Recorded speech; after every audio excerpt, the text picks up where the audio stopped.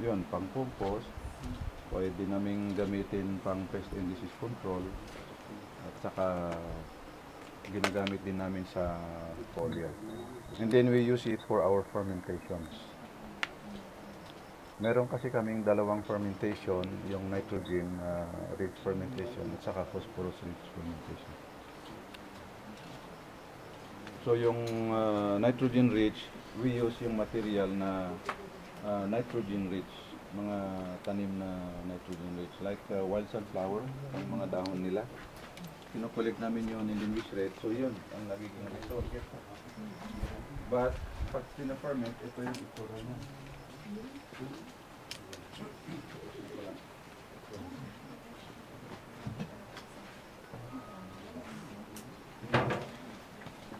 This is the fermented sunflower.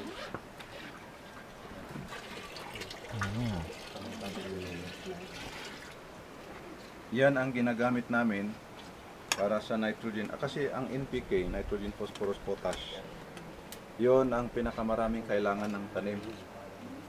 So we have to apply nitrogen rich. Ito naman yung kinokollect namin na compost condensate. So pina-ferment din namin. Yan ang nilalagyan namin ng mga mokusako para makontrol yung amoy.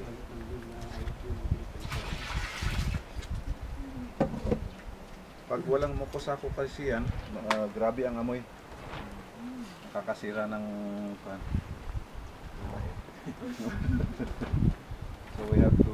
So meron po ba kayong, parang lahat naman po ata ng halaman ginagamit dito, meron po bang hindi pwede isama sa kanila? Dito naman is wala naman. Ang concern lang is yung mga halaman na toxic. Meron po dito sa paligid. Poison na properties. Pero sa akin wala naman. Like neem tree, and then in Bugyas wala. Meron doon isang identified na halaman na may poison. So it cannot be used for. At saka eucalyptus. Okay. Hindi pwedeng gamitin.